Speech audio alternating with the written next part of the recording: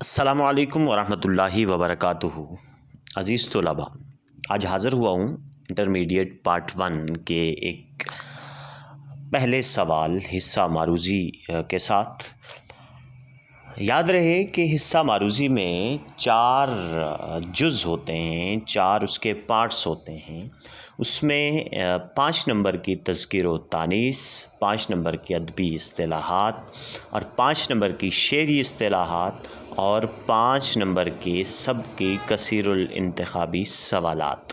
تو آج ہم ذکر کریں گے، آج ہم ڈسکس کریں گے تذکیر و تانیث کے حوالے سے، کیونکہ یہ 5 نمبر کا بہت ہی آسان سوال ہوتا ہے، اور یہ 5 نمبر جو آپ کے ہوتے ہیں یہ بالکل آسانی سے آپ لوگ حاصل کر سکتے ہیں۔ عزیز طلباء، طالب علم تذکیر و تانیث کو یعنی جنس اور عدد کو اس کو بڑا مشکل لیتے ہیں، دقت اس میں پیش آتی ہے، لیکن امید کرتے ہیں ہم لوگ کہ آج کے اس لیسن میں طالب علم جتنے بھی ہیں اس کو سمجھیں گے، سنیں گے اور بغور اس کا جائزہ لیں گے، اور جو چیزیں بتائی جائیں گی، جو اصول اور قواعد جو ڈسکس کیے جائیں گے اس لیسن میں، اس لیکچر میں، ان کو یاد رکھیں گے طالب علم۔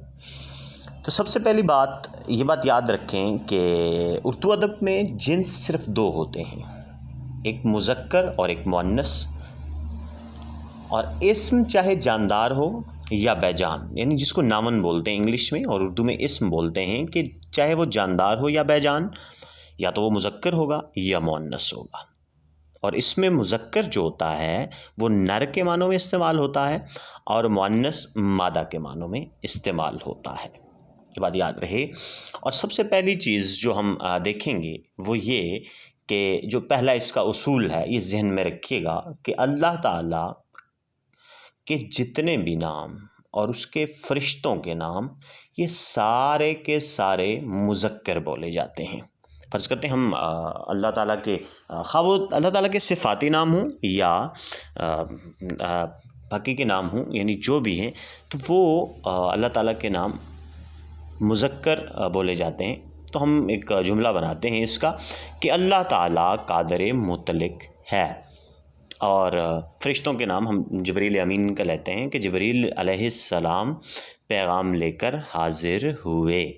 تو یہ پہلا اس کا اصول ہے، یہ چیز ذہن میں رکھنی ہے کہ اللہ تعالیٰ کے جتنے بھی صفاتی نام ہیں، جتنے بھی، وہ مذکر بولے جاتے ہیں۔ نمبر 2،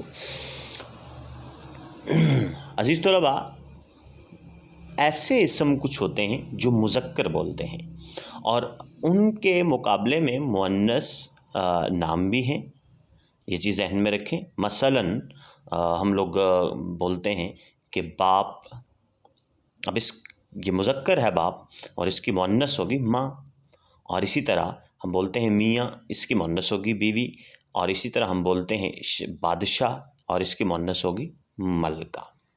اب نمبر 3، کچھ ایسے اسم مذکر بولے جاتے ہیں اور ان کے مقابلے میں مؤنث نہیں ہوتی۔ یہ جو باتیں آپ کو، یہ جو اسم آپ کو بتائے جاتے ہیں، ان کو ذہن میں رکھیے، اس سے ہٹ کر سوال نہیں آتا اور نہ ہی کوئی لفظ آتا ہے۔ جب آپ ان کو ذہن میں رکھیں گے اور ذہن میں رکھ کے جب آپ پیپر کو حل کریں گے تو آپ کا پیپر، آپ کے جو 5 نمبر ہیں وہ پورے کے پورے آ جائیں گے۔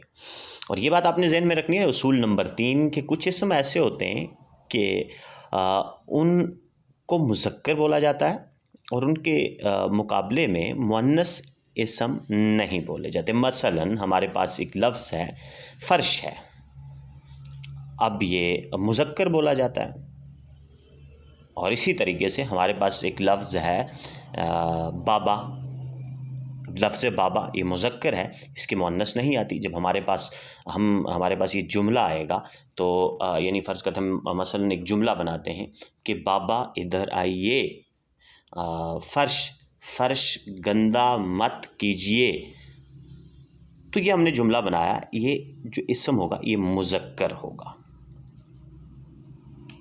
قاعدہ نمبر 4، یعنی چوتھا اصول جو ہے وہ یہ ہے کہ کچھ اسم مؤنث بولے جاتے ہیں، ان کے مقابلے میں مذکر اسم نہیں آتے. مثلاً باجی، ہم اپنی ہمشیرہ کو یا ہم اپنی بہن کو باجی بولتے ہیں، تو ہم کہتے ہیں باجی شور مت کیجیے. اور پھر دائی، دائی نے بچہ سنبھالا. اب یہ ایسے اسم ہیں جو صرف مؤنث بولے جاتے ہیں، ان کی مذکر ان کا نہیں آتا، ان کا مذکر نہیں آتا. اور قاعدہ نمبر 5 جو ہم نے یاد رکھنا ہے وہ یہ ہے کہ تمام جو دن ہیں، یعنی ہفتے میں 7 دن ہیں، 7 دنوں میں سے 6 دن جو ہیں ان کے نام جو ہیں وہ مذکر ہیں، اور ایک وہ جمعرات، یہ مؤنث بولا جاتا ہے. اور اب قاعدہ نمبر 6 ہم نے ذہن میں رکھنا ہے کہ جو تمام پہاڑ ہیں یا تمام جو پتھر ہیں یعنی دیہات ہیں، تمام کے نام جو ہیں مذکر بولے جاتے ہیں، خواہ وہ زمرد ہو، یاقوت ہو، فیروزہ ہو، ہیرا ہو یا ہمالہ، کراکرم وغیرہ ساری. صرف اور صرف 3 اس میں دیہات ہیں جن کو مؤنث بولا جاتا ہے. اس میں نمبر 1 چاندی ہے، اور کلی ہے، اور کانسی ہے. یہ اپنے ذہن میں رکھنا ہے. اور پھر قاعدہ نمبر 7، یعنی اس میں مصغر اور مکبر، اس میں مصغر اور اس میں مکبر